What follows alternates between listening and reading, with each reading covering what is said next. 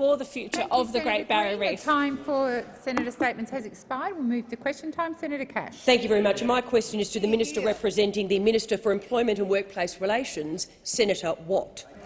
On page 52 of the government's regulatory impact statement for their Industrial Relations Bill, when trying to work out the bargaining cost for medium businesses, the Department of Employment and Workplace Relations calculates that $273,700 divided by 15.2 is $12,878.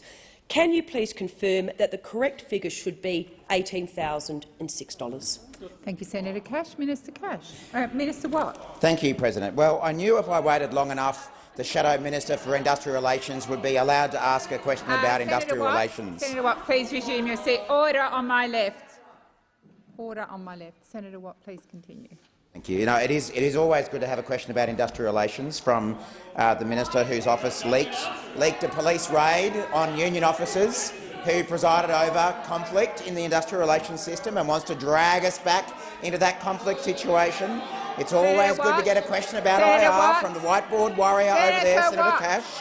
And you'll be shocked to hear— Resume your seat. Order on my left. Senator Watt, I will direct you to Senator Cash's question, please. Senator Watt, please continue.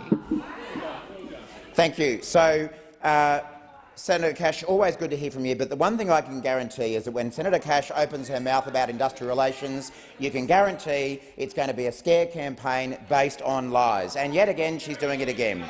The actual facts here— Please resume your seat. Senator Cash.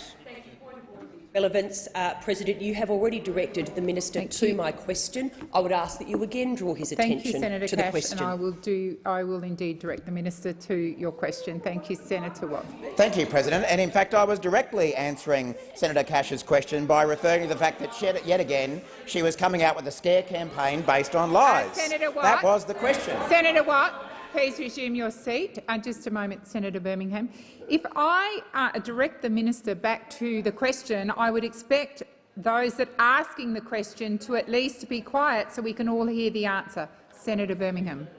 President, indeed it was your two directions, which I welcome, to the minister back to the question, and each time he has flouted that by continuing with the theme of simply reflecting upon the opposition rather than dealing with the very specific, relevant detail of the question. Thank you, Senator Birmingham. I had just directed the minister back to the question, and there was so much noise on my left I couldn't even tell you what the minister said, and he had just risen to his feet. He's well aware that I've directed him twice, and if we can have quiet, we might all be able to hear the answer. Senator Watt. As opposed to what Senator Cash is saying, the facts here are that small businesses will be excluded from the single interest stream, so will not be forced to bargain. Small businesses— Senator Watt, please resume your seat. Senator Watt, Minister.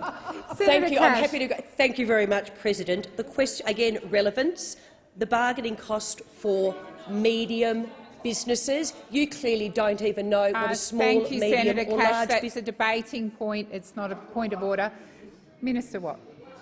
Thank you, President. Small businesses will have access to— businesses will have access to the cooperative workplaces stream. This point comes across from— well, Senator Watt, you really don't want answers, do you? When you've quite finished on your left, you have one of your own senators on her feet. Senator Mackenzie. Thank you, Madam President. On relevancy, maybe the Shadow Minister could table the regulatory impact statement to assist Mackenzie, that is the not a Minister debating to answer point. the question. Please resume your seat. Senator Watt. Thank you, President. Small businesses will have access to the cooperative workplaces stream, which is designed to be a low-cost option for businesses without a dedicated human resources capacity. We've seen over the last 24 hours Senator Cash hyperventilating about information in this RIS. Senator Watt, I'm going to ask you to withdraw that. Okay, I'll withdraw Thank hyperventilating. We've seen Senator Cash going on and on and on, as she is prone to do, about information contained in a RIS and trying to argue that this shows that small businesses will be subject to a major cost, when in actual fact most of them will have access to Cooperative Workplaces Stream, which is a low-cost option that most of them will take advantage of. It's more misrepresentation and scare campaign Senator from an Watt. opposition. Your time has expired. Senator Cash for a supplementary. Thank you very much. Can you also confirm that as a result of the mistake, in other words, the RIS is wrong, the total bargaining cost for medium businesses is actually much higher, at over $80,000 and not the $75,148, according to your own government's formula? Minister Watt. Thank you, President. Again, what we continually see from Senator Cash and her colleagues in the coalition is a misrepresentation of how the bargaining system will work under the government. Minister Watt, please resume your seat. Order! You've barely asked the question. I've called the minister to his feet, and there's so much noise, I'm having trouble hearing him. Please continue, Minister Watt. Thank you, President. As I was saying, we continually see Senator Cash and her colleagues seize on facts and figures and then distort what they actually mean. The reality under the government's the reality is that under the government's proposal, most small businesses, and I know you're asking about medium-sized businesses, most small businesses will have access to the Cooperative Workplaces Stream, and there are various other routes for medium-sized businesses to take advantage of that will not include the kind of costs that the opposition is out there trying to scare people about. All through this debate, we have seen scare campaign after scare campaign from the opposition. First of all, it was going to ruin the mining industry, and then everyone realised that it wasn't going to apply to most of the mining industry. Then it was going to promote strikes, and in actual fact there's restrictions on strikes. Everything we've heard from the coalition is a scare campaign and blatantly wrong. Thank you, Minister Watt. Senator Cash, second supplementary. Thank you. Is the figure of $12,878 as the bargaining cost for medium businesses, as set out in the government's regulatory impact statement, right or wrong? Thank you, Senator Cash. Minister. Thank you, President. Of course I can only go off the figures that are in the RIS. That is what they're for. But the point is that every step of this debate, we have seen people from the coalition seize on figures and then misrepresent what they actually stand for. Everything we have heard from the coalition has been a misrepresentation of what the government is proposing to do through this multi-employer bargaining and the various other changes. Please resume your seat, Senator. It's not. Senator Watt, that's not helpful. I am asking those on my left to allow the minister to answer in silence. Senator Cash, I've just drawn your attention to the noise in the chamber. Minister Watt, please continue. Thank you, President. As I say, everything we hear from the opposition in this debate is a misrepresentation and a scare campaign. And the reason for that is that they will stop at absolutely nothing to stop wages from growing. A 10-year government that kept wages deliberately low, that kept productivity low and is fighting to the death to stop changes being made to our industrial relations system that will actually deliver better wages for workers and better productivity for businesses. That's what this is really about, is that the coalition wants to keep the old system in place that kept wages low and kept productivity low. Minister Watt, your time has expired. Senator Payman. My question is to the Minister representing the Treasurer, Senator Gallagher. Can the minister outline how the Albanese government is supporting Australian households during these challenging economic times? Minister. Thank you very much, and I thank Senator Payman for the question. Senator Payman is right. In these challenging times, what Australians needed from their government was a budget that was responsible, that was right for the times and which readied us for the future. The primary focus on the budget, aside from delivering on our commitments to the Australian people, was managing the inflationary pressures that Australians are experiencing right now. That's why at the heart of the budget was our 5-point plan for cost of living relief, to provide some support which delivers an economic dividend but doesn't put extra pressure on inflation. The hard reality is that after nearly a decade of division, denial and delay, our economy wasn't as strong or resilient as we need it to be for the challenges we face. But our budget begins to turn that around by investing in the capabilities of our people and the capacity of the economy. Fee-free TAFE and more university places. The National Reconstruction Fund for new, well-paid jobs in new industries. Investing in cleaner, cheaper, more reliable energy to deal with the extraordinary energy market mess that we inherited. And budget that pays for things that Australians value the most: better healthcare, better Medicare and better aged care. Above all, the budget marked the end of a wasted decade, the decade where we've seen energy chaos, an aged care crisis, a skills shortage, stagnant wages, $1 trillion of debt with nothing to show for it.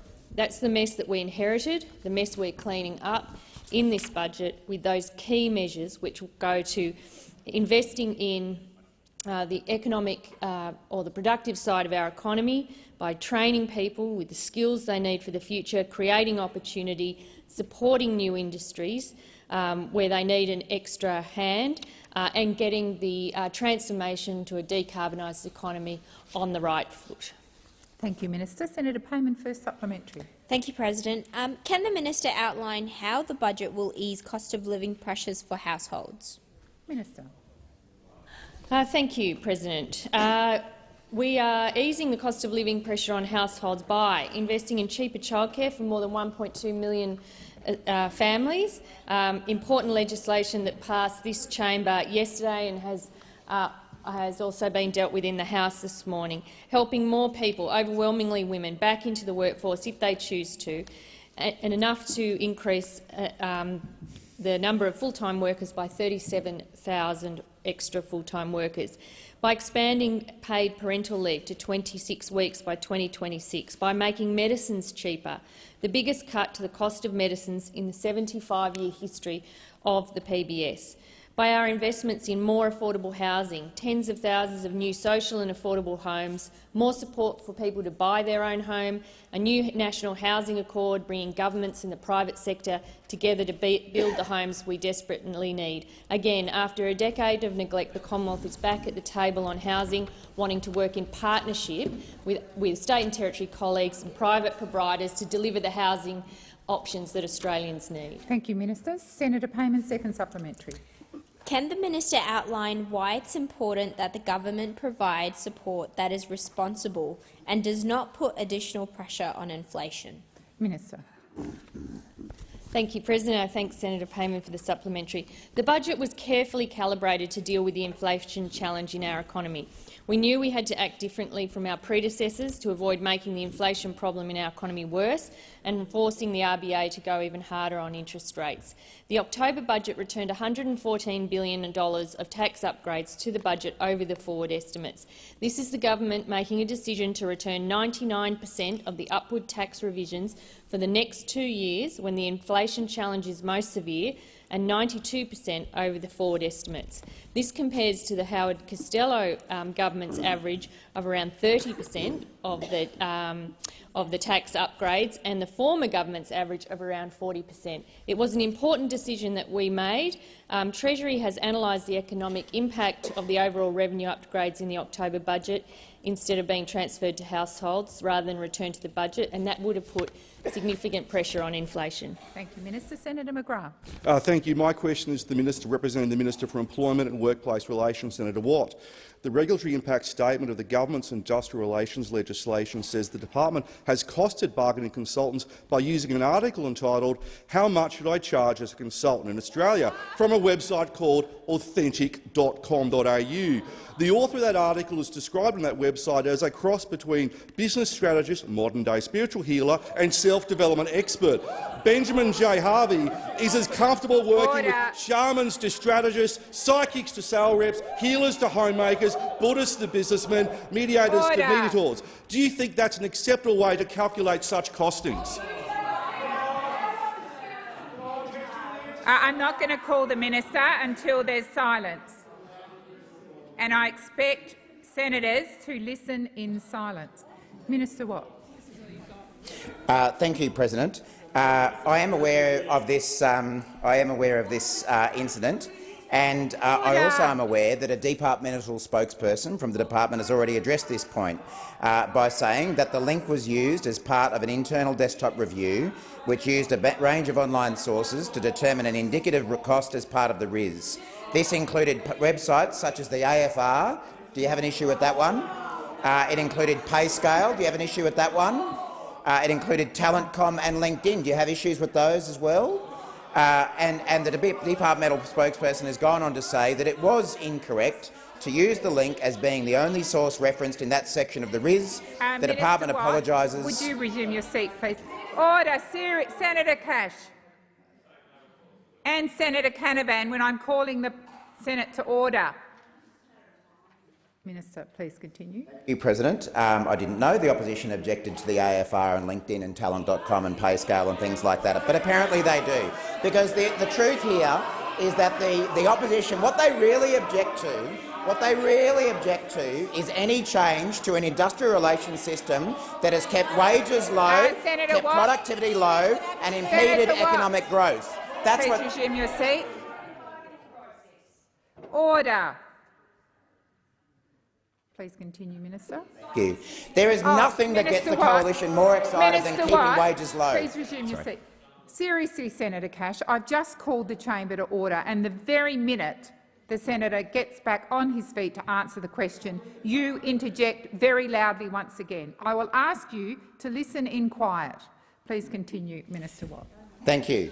As I say, there is nothing that gets the coalition going more than the prospect of keeping wages low. That's what they did for 10 years they were in government, and that's what they're determined to do, even though they lost the last election, even when our government got a mandate to get wages moving again. This mob over here are so determined to hold workers back from getting a pay rise that they will continually oppose it. They will come up with scare campaign after scare campaign, anything at all to keep wages low. And why? Because it was a deliberate feature of their economic policy, and they're determined to pursue that in opposition, just as they did it for 10 years in government. You know what will actually make our economy stronger, and that is higher wages and higher productivity. And you know how we're going to do that? By delivering these industrial relations reforms that the people of Australia voted for and this mob still haven't woken up to, and they're pursuing the old fights and the old conflict to hold wages low.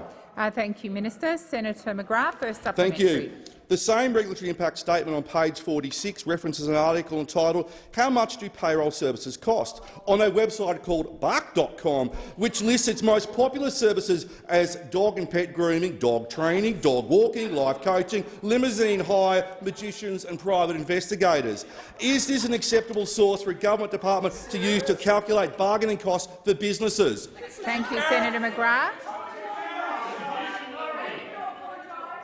When there is silence, I will call the Minister. Thank you, President. As I was saying in my previous answer, the departmental spokesperson has acknowledged that it was incorrect to use the link as being the only source referenced in that section of the RIS. However, as I've already said, the work that the department did also included the AFR, PayScale, Talent.com and LinkedIn, and frankly, it probably would have been more wise of the department to reference those ones rather than the... Senator McGrath, you've asked your question. I would expect you to listen in silence, along with Senator Cash and Senator Birmingham. Please continue, Minister. So I've got a shorter version of that. Please continue, Minister. Thank you. Thank you, President. So, as I say, I frankly think it would have been a better idea for the department to use some of those other more reputable sources on its website rather than the one that they chose to do. They've apologised for their error, but that doesn't deny the fact that in doing this work they relied on a number of other reputable sources, unless if we're learning today that the opposition also has a problem with the AFR, LinkedIn and the other various sites that I used. But, as I say, we're going to hear this all week. We're going to hear attack after attack from the coalition on wage rises, despite the fact that the Australian people voted for them. Frankly, I think it would be a... Thank you, Minister. Senator Birmingham. Senator Watt keeps misleading the chamber with his reference to what the Australian people voted for. Senator the bill Birmingham. he's talking about, the people didn't... Senator Birmingham, please resume your seat. Order. Order. Order. Order. When order.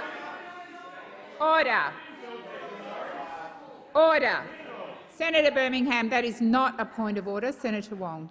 I would ask you to not allow the leader to continue to debate a point when there is no point of order.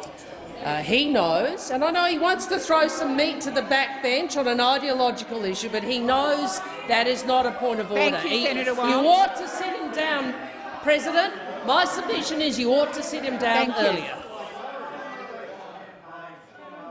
Order. Senator Wong, I would have sat Senator Birmingham down, but there was so much disorder in the chamber he could not hear me. I would once again ask all senators to refrain from shouting out. It's not a football match, it is the Senate chamber, where a little bit of rowdiness is fine, but not the pitch at which it is currently being delivered. Minister, please continue. Thank you, President. I know it hurts the opposition to realise that the Australian people voted for wages to get moving Senator again, Watt, but they did, and we're doing it. Senator McGrath, second supplementary.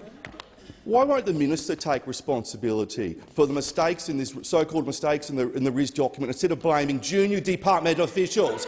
Take responsibility. Order. Shame on you. Order. Order. Senator McGrath. Order. Order. Order. Senator Wong. Order. Senator McGrath, I would ask you to be silent. You've asked your question. Senator Cash, I would ask you to be silent, and Senator Wong, I will ask you to be silent as well. Order, Senator McGrath. I've just directed you to be quiet. Minister Watt. President, as I was saying in my earlier answers, a departmental spokesperson has taken responsibility for that error, and— Senator Watt, please resume your seat. Order on my left. Senator McKenzie. Order.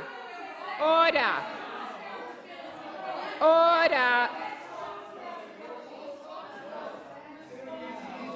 Order. Senator McKenzie, I'm asking you to be quiet as well. Minister Watt. So, in addition to the department taking responsibility, I have taken responsibility as the minister responsible by saying, frankly, I think that was the wrong thing to do. But isn't it ironic that the party of no hoses is here lecturing us about taking responsibility? We endured years of the— Senator Watt, please resume your seat. Order. Senator McGrath. Please continue, Senator Watt. Thank you, President. Well, we've learned what really gets these people going. It's cutting wages and taking responsibility. They're the things that they get wound up about. So the party that sat by under a Prime Minister whose only famous quote was that he didn't hold a hose now want to come and talk to us about taking responsibility? Over the entire 3 years or 4 years that Scott Morrison was the Prime Minister of this country, there's only one thing he took responsibility for, and you know what it was? It was keeping wages low. That's what he took responsibility for, because that was a deliberate design feature of your economic policy. That's taking responsibility, keeping wages low. We're going to do the opposite. We're going to get wages moving again, and we're going to lift productivity while we're at it. Your time has expired. Senator Thorpe. Order. Order. Order. I have Senator Thorpe on her feet, waiting to ask a question. She has the right to be heard in silence. Please continue, Senator Thorpe. Thank you, President. In recent weeks, there have been numerous— Senator Thorpe, it's customary to start with who your question is to. Oh, of course it is. I got sidetracked. My question is to Minister representing the Minister for Youth, Senator Watt. In recent weeks, there have been numerous violent attacks against young First Nations people in this country. Our communities are scared. Our children are feeling unsafe. There has been little or no response by state, territory and federal governments. Why is addressing racial violence not a priority for this government? Thank you, Senator Thorpe. Minister Watt. Thank you, President, and thank you, Senator Thorpe.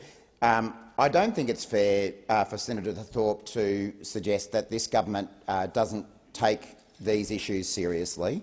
I would like to think that every member of this chamber has been appalled by some of the racial violence and alleged murder, bearing in mind that there's a court process yet to be gone through, particularly in relation to the incident in Perth, which was awful. There's no other word for it, and it shouldn't be happening in Australia. It shouldn't have happened in Australia at any period of our history, and it certainly shouldn't be happening now. But it's not just me who's been saying this on behalf of the government. I well remember the multiple comments that the Prime Minister has made in recent weeks about these acts of racial violence. And as I say, I would hope that that is a position that is shared by all members of this chamber. I'm sure, Senator Thorpe, you are aware of a range of actions that this government is taking around matters involving youth justice, which disturbingly, again in this day and age, continue to have disproportionate involvement of young First Nations people than they should. As a country, we haven't done a good enough job around youth justice for young Indigenous people, and they are being incarcerated at a far higher rate than should be acceptable to any of us in this country. But I do believe that this is an issue that the government takes seriously. We had money in the most recent budget to expand a range of services around youth justice, particularly in relation to young First Nations people. Oh, sorry, Senator Thorpe. My question is, why is addressing, not hand on heart feeling, condolences and understanding how hard it is for us. But my question is actually, what is Senator Thorpe, it's not appropriate the government doing to address— Senator Thorpe, it is not appropriate to repeat the question. You've made a point of order indicating to me that you believe the minister isn't being relevant. I don't agree with the point of order. The minister is being relevant, and I would ask him to continue.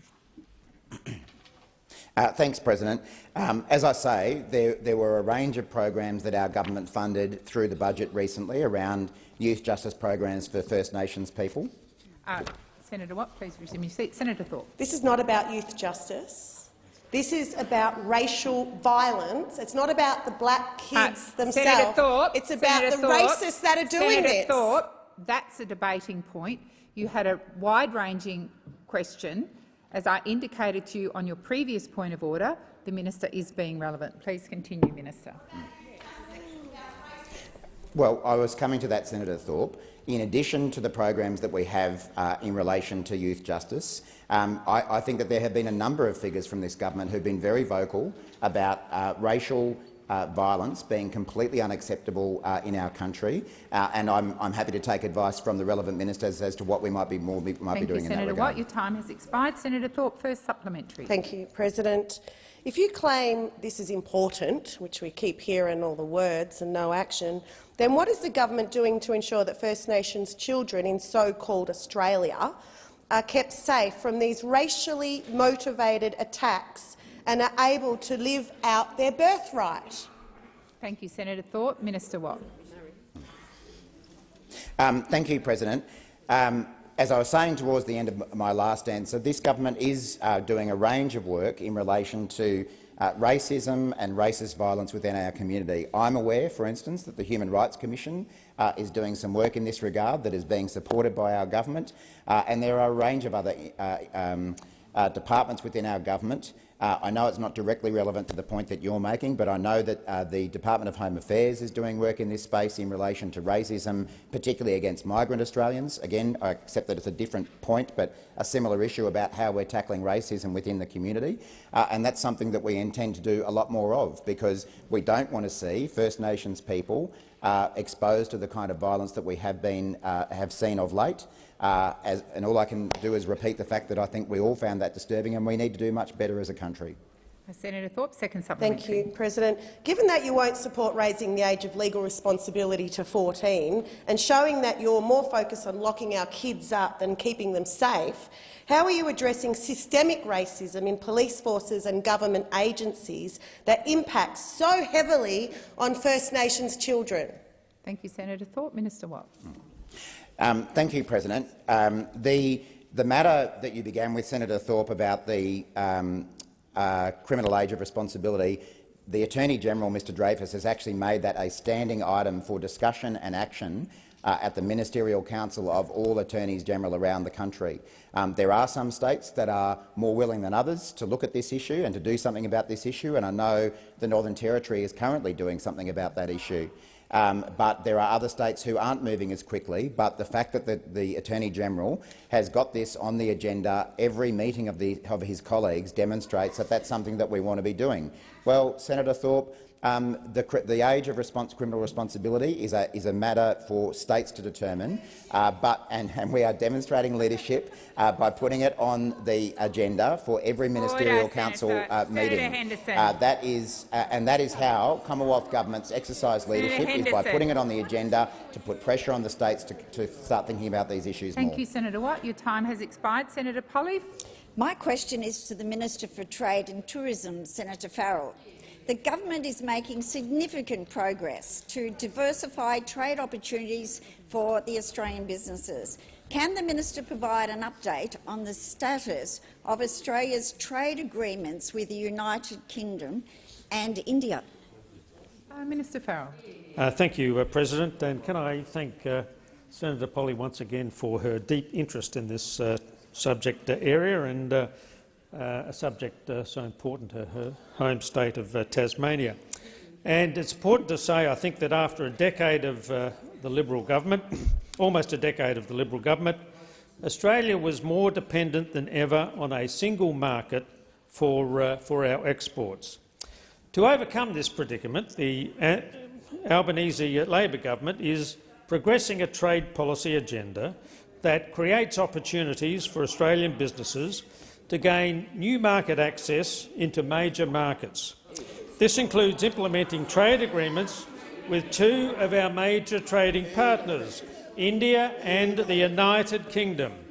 The Liberal government dropped the ball by failing to conclude parliamentary processes to implement the Australia-UK Free Trade Agreement and the Australia-India Economic Cooperation and Trade Agreement. In contrast, this government took an important step yesterday, deepening and diversifying our trading relations with India and the United Kingdom by passing legislation to implement these trade agreements. We want to continue to work closely with the United Kingdom and the Indian governments, and I've been in contact with both of those governments overnight to ensure that all of the processes that we have started and commenced and completed yesterday, just waiting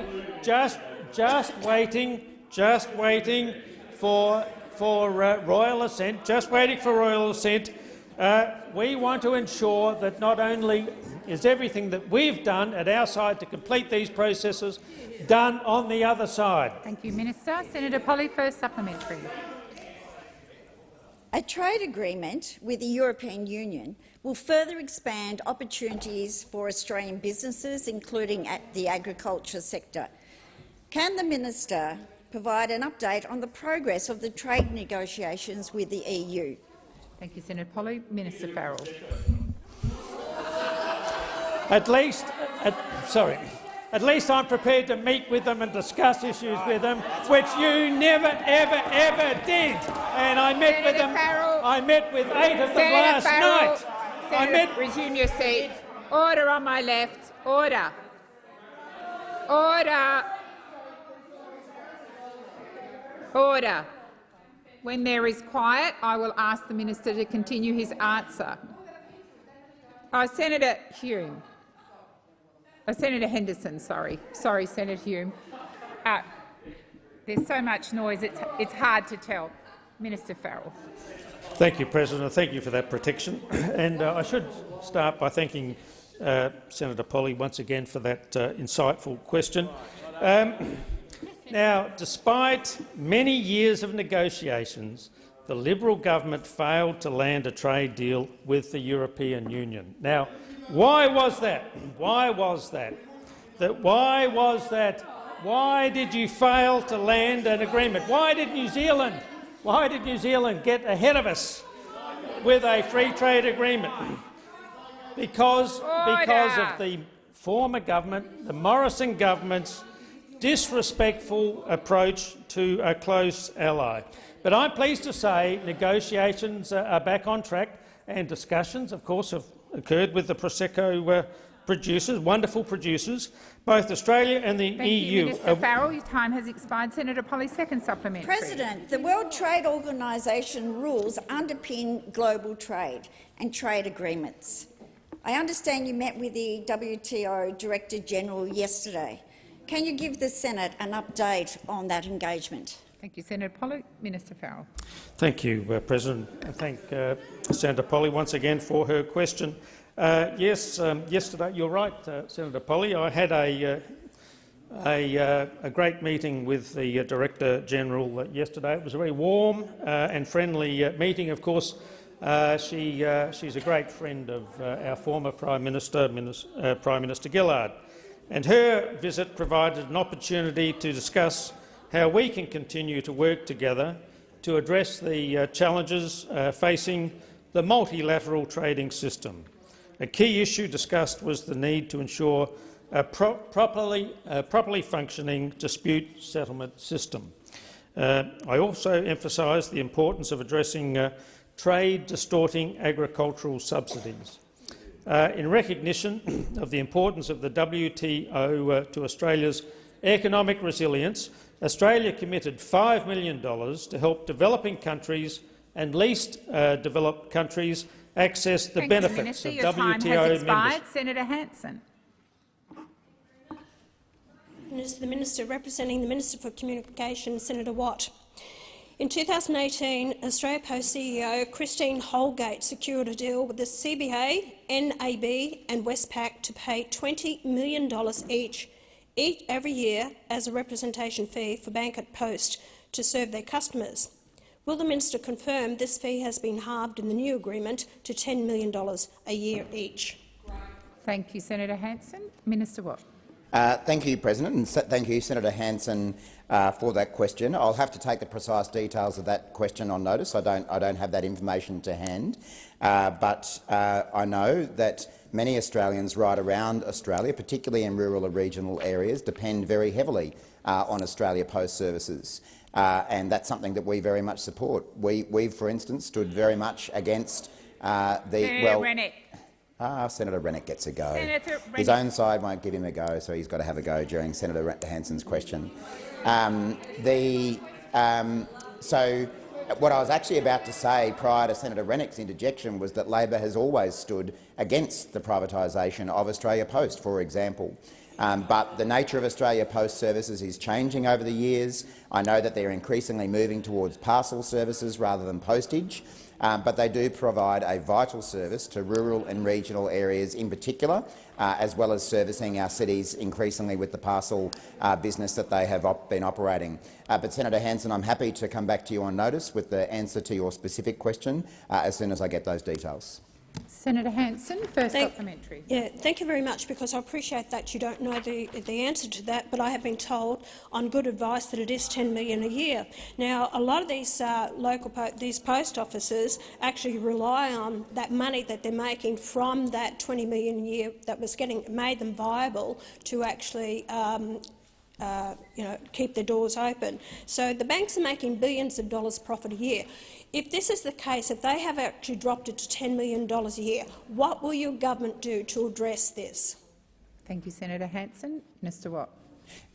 Thank you again, Senator Hanson. Obviously, a number of these types of matters are ultimately decisions for the board of Australia Post rather than the government of the day, because it does have a degree of independence. However, we are concerned about the number of outlets that are available, particularly in rural and regional areas, and I know this is an issue that you've taken up in the past on Senator Hanson.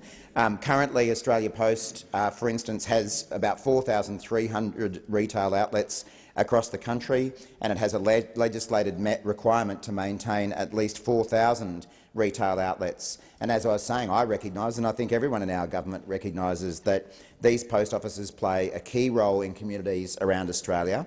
And as I've already reflected, this is particularly true in regional Australia, where often you find that it's the Australia Post outlets that also serve as the banks and a range of even of government services as well. So I know that these are Senator issues. Watt, your time has expired. Senator Hanson, second supplementary. Thank you very much. I don't know if you're aware of this, but since the beginning of 2021, more than 200 branches of the Big Four banks have closed or have been announced they are closing, mostly in regional areas, with customers shunned to bank at post outlets. What is your government going to do to counteract bank closures and lack of staffing happening across the country, mainly in rural and regional areas? So is the government actually going to start addressing this and pull the banks into line that they must provide the service that's necessary Senator to Hanson. Australians? Your time has expired. Minister Watt. Thanks, President, and thanks, Senator Hanson. I think we're probably straying outside the responsibilities I have as a representing minister, let alone as the minister. So, but I'll do my best to answer the question. Again, I am definitely concerned about the decreasing number of branches that we see in retail banks across country areas in Australia, and I guess I particularly now see that through my role as the Agriculture Minister. It was only last week that I was in rural. I'm pretty sure the conversation happened in South Australia about the impacts of bank closures in those communities, and it places real pressure on those communities when they can't access those services. Actually, I remember now it was Moree I was having the conversation. So it is a problem. I think banks do have a community obligation to provide services to their customers, and as we see those banks withdraw, that does also put more pressure on Australia Post outlets, and that's, I know, what the fundamental point you're trying to make, but I'll come back to you with some more answers. Thank you, Minister. Senator Brockman. Thank you, President. My question is to the Minister representing the Minister for Employment and Workplace Relations, Senator Watt. I refer to the now Treasurer's comments on 21 November 2021, where the Treasurer said industry-wide bargaining was, and I quote, "not part of our policy." Given the government is trying to introduce industry-wide bargaining by stealth in its extreme industrial relations legislation, will the minister apologise to the Australian people for this broken promise? Thank you, Senator Brockman. Minister. Well, what do you know? It's 2:42 p.m. on a Wednesday, and we're on a broadcast day, and it's another false scare campaign about IR. Is this the third we've had so far? I've lost track just about how many we've had in question time today. So I'm not sure whether Senator Brockman knows that he is misleading people with what he's saying, but I'm here to help him. There is a distinction between industry-wide bargaining and multi-employer bargaining. Industry-wide bargaining involves a whole industry. Multi-employer bargaining involves multiple employers. They are different things. We are in favour of allowing employers and employees, where they choose, to pursue multi-employer bargaining. That is not the same as industry bargaining. It's in the name. So again, it's just another false scare campaign from an opposition Senator Watt, that is. Please resume your seat. Senator McGrath, your constant interjections are disorderly, as are yours, Senator Cash. I would ask you to listen quietly. Minister, please continue. I'm looking forward to the supplementary questions, because we might get to our fourth and fifth scare campaigns in one question time alone, because this one is yet another one that is completely baseless and completely misunderstands how industrial relations actually works in this country. So what we've got is a coalition that is so intent on running scare campaigns to stop wages rising that they are clutching at straws and making things up and misinterpreting how their own laws actually work in order to throw mud at a government that is trying to do something about wage rises. It's actually a little bit sad to watch from the coalition so completely misunderstand how industrial relations works that they will be making up these kinds of things, which anyone could just look at how those words operate. Industry-wide, multi-employer. They're actually kind of different concepts. You know what? Industry-wide is also different to single-interest bargaining, which is another thing that we're providing for. They are completely different concepts, and what you're talking about is not part of the government's agenda, never has been part of the government's agenda. The only agenda this government has is to get wages moving again. Thank you, Senator Watt. Senator Brockman, first supplementary. A survey of businesses by the WA Chamber of Commerce and Industry has found 9 in 10 businesses would be damaged by measures in the Albanese government's Extreme Industrial Relations Bill, and 4 in 5 would be damaged by multi-employer bargaining. Businesses are saying it will make it harder to run a business and employ Australians. It's not a scared campaign, they're scared. Why is the government turning its back on job creators in Western Australia? Order. Before I call the minister, I'm going to ask senators on my left and right to be silent while the minister answers the question. Minister Watt. Thank you, President, and thank you, Senator Brockman. Well, hold the front page. Big employer group opposes wage rises and opposes changes to the IR system that enable wage rises. I mean, has it ever been any different? Has it ever been any different? And we know that over the last 10 years, some of those big business groups were in cahoots with the coalition. Please resume your seat. Order. Please continue, Senator Watt. Thank you, President. No, so it's hardly a surprise that when we finally have a government in this country that wants to get wages moving again, that we see some business groups oppose it. But isn't it interesting that the government, that the opposition doesn't want to pay attention to those business groups that actually do support multi-employer bargaining? And as I was saying yesterday, in the Senate inquiry, we had evidence from the Executive Director of the Community Childcare Association, which represents over 750. Oh, apparently we're not prepared to listen to community childcare centres. They don't get a voice in this. No, they're no good because they represent employers of low-paid workers. They don't get a say. In your seat. Senator McGrath, I called twice for you to be quiet and you just ignored it. The minister has the right to give his answer in silence. Please continue, Minister Watt. So, yeah, apparently if you are a business that provides childcare services, that's not on it. You can't have your say. You also can't have a say if you're involved in manufacturing and installation associations who support Senator what we're trying to do. Senator Watt, your time has expired. Senator Brockman, second supplementary. The same survey has found the government's radical industrial relations legislation will put 34,000 workplaces at risk of employing fewer staff in the years ahead if the changes proceed. Employers universally are saying these changes will make it harder to run a business and employ Australians. Why is the government pursuing policy changes that will see less jobs for Australians and will see even more job losses than already expected under this government? Thank you, Senator Brockman. Your time has expired. Senator Watt. Thank you, President. Well, again, I am shocked. I am shocked that an employer group that is out there telling its members that the sky's going to fall in if these changes go through, then goes and surveys its members and their members are scared. What a shock. What a shock that is. Now, Senator Brockman is talking about our changes as being radical. So is it radical, Senator Brockman, that what we're trying to do is to make gender equity an objective of the Fair Work Act? Is it radical, Senator Brockman, that what we want to do is to ban secrecy? Senator Watt, I would ask you to address your answers to the chair, and I would ask those on my left to be quiet. Senator Watt. Thanks, President. President, I ask you, is it radical to have a government that wants to ban pay secrecy clauses in employment contracts? I think it's not. Is it radical that we have a government that wants to ensure employers have a duty to prevent sexual harassment? How radical that is. What a radical proposal to do something about sexual harassment. Is it radical to have a government that wants to make the sexual harassment dispute process fairer and more effective? How naughty and how radical of this government to want to do something about that. That's why we're doing it, to look after workers and look after businesses. Thank you. Senator Waters. I've called Senator Waters. Thanks, President. My question is to the Minister representing the Minister for Climate Change, Senator Wong. The CSIRO and the Bureau of Meteorology have today released the State of the Climate report, and unsurprisingly it finds that the climate systems that touch on every aspect of our lives and our environment are changing before our very eyes. Our country has already warmed by 1.47 degrees. Fires, floods and cyclones are more intense. Extracting and burning coal and gas is the biggest cause of the climate crisis.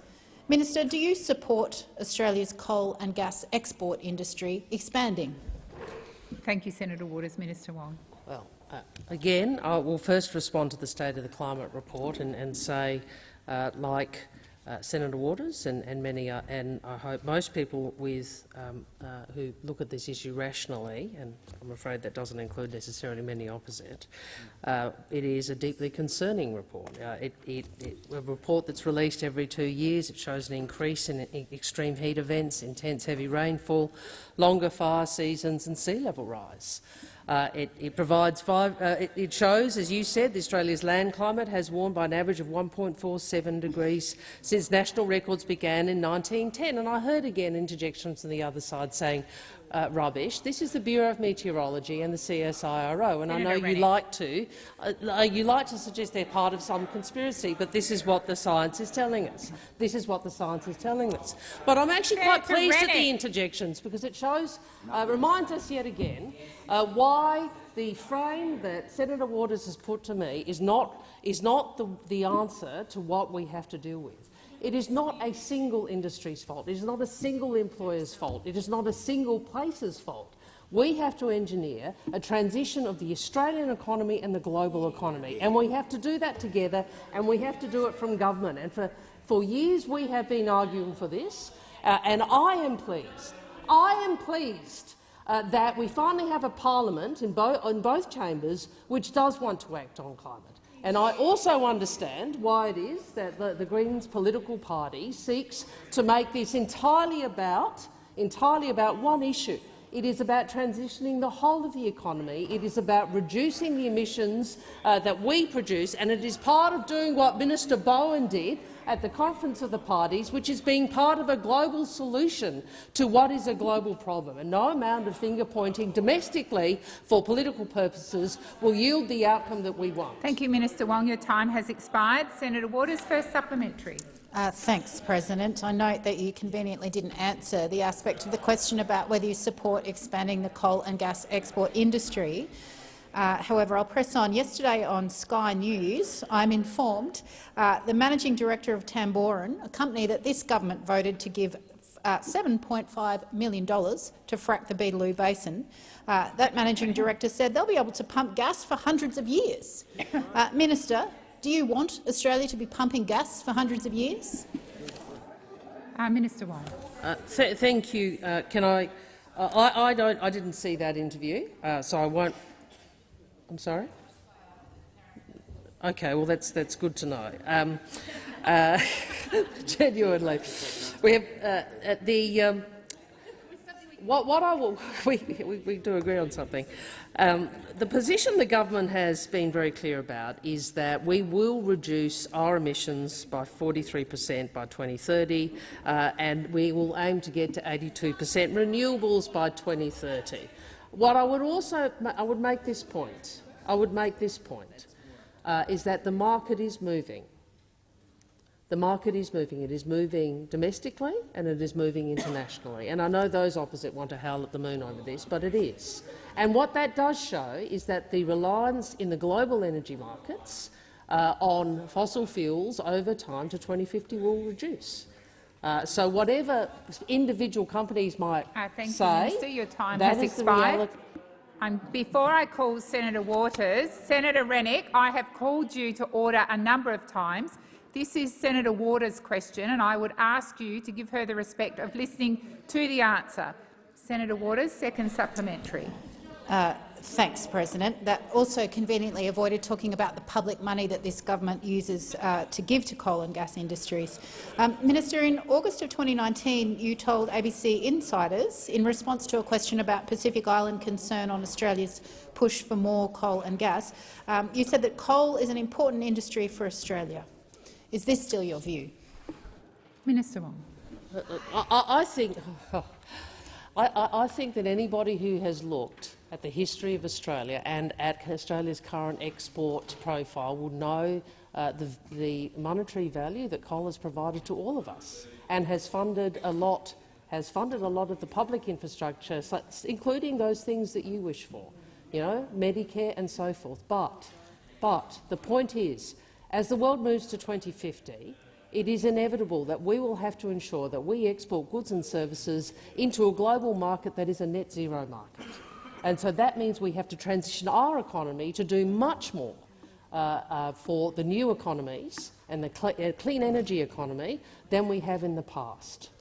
So rather than just trying to make one industry and those who work in it and vilify those who work in it, which is what the Greens political party do, what I want to do and what we want to do is transition our economy so our children get the chance to have the prosperity we have had, but on the basis of a clean energy and a net zero economy. Senator Marielle Smith. Thank you, President. My question is to the Minister for Emergency Management, Senator Watt. Minister, the Bureau of Meteorology and the CSIRO have today released their State of the Climate report, which states that the climate has warmed by 1.5 degrees from the start of the 20th century. Can the minister explain how this will impact on communities and the emergency management sector? Once again, Senator Rennick, if you wish to make a contribution, there are many other opportunities during the week for you to do so. I would ask now that you stop interjecting. Minister Watt. Senator Wong. Senator Wong, order. Order. Senator Wong. Senator Wong, I'm going to ask you to withdraw that comment. It's defaming. Senator Wong, I've asked you to withdraw that comment. That he's a coward. Senator Wong, it is not appropriate to repeat. I withdraw. Thank you. Senator Watt. Thank you, President, and thank you, Senator Smith. I know that you're very concerned about what the flooding that we're beginning to see in South Australia, along with Senator Grogan, Senator Wong and Senator Farrell, and we're all very concerned about what might lie ahead for your state, and we'll certainly be there with you all. Today, the Minister for Science and Industry, Ed Husic, and the Minister for Environment and Water, Tanya Plibersek, released the State of the Climate Report 2022, and it is an extremely sobering read. This report, prepared by two of Australia's leading climate research agencies, the CSIRO and the Bureau of Meteorology, found changes to weather and climate extremes are happening. I'll remind you there are opportunities during the week to make a contribution. Question time is not it.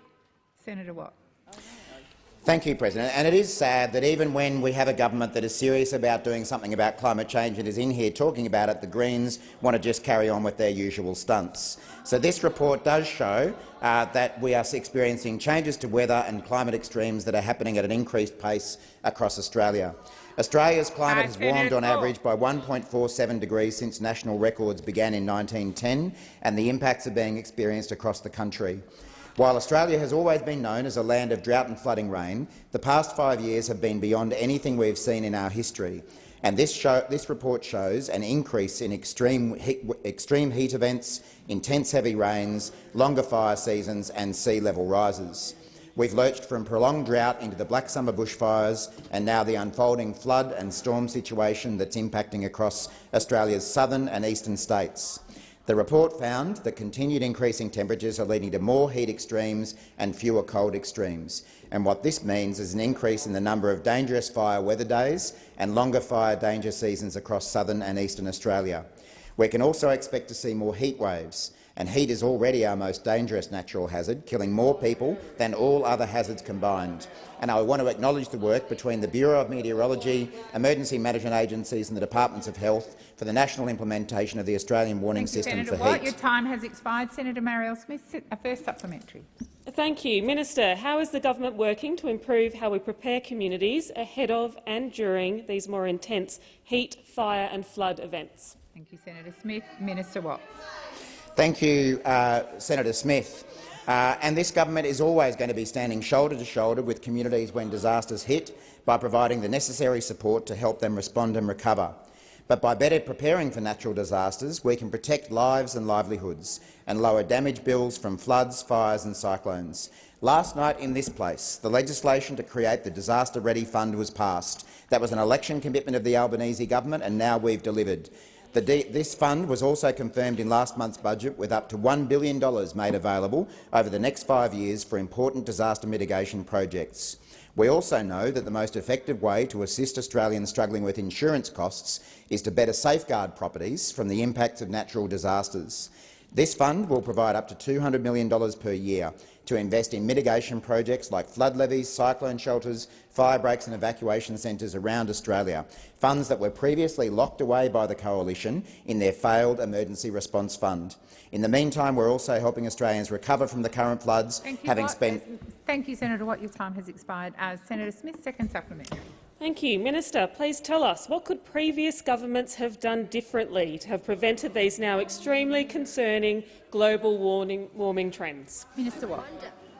Thank you, Senator Smith. And before addressing that, I might just mention that since January, some 2.9 million people in Australia have accessed more than $3 billion in Australian government disaster recovery payments and $195 million provided through the Disaster Recovery Allowance program. But you asked, what could previous governments have done differently? Well, firstly, the Coalition could have at any point over the past decade acknowledged that climate change was real. Instead, we saw 10 years of government-led climate wars. We're into the 11th year now, it would appear, that held our country back, exposed Australians to risk and made us an international disgrace. And with Senator Rennick and Senator Canavan still in the party room, still showing today they have learned absolutely nothing, that they still don't believe the science, we know that the Coalition will still never come around on the basic science. Senator Watt, please resume your seat. Order. Order.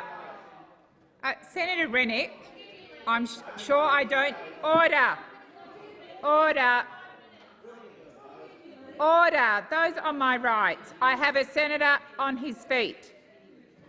Senator Rennick, I'll also remind you, you don't start your point of order until I call. Senator Rennick. That was a personal reflection under section 193.3. Could he please retract that remark? Thank you. In the silence. The mention of two senators, is that what you're referring to? It wasn't a personal reflection. Thank you, Senator Rennick. Minister Watt, please continue. Thank you. And as I say, what we've heard even today from Senator Rennick and Senator Canavan among their colleagues shows that nothing has changed. There are so many things the former government could have done. It could have spent a single cent from its Emergency Response Fund on just one disaster mitigation project instead of just earning interest. Your time has expired. Minister Wong. And I apologise for not hearing you previously, and I ask that further questions be placed on notice. Thank you.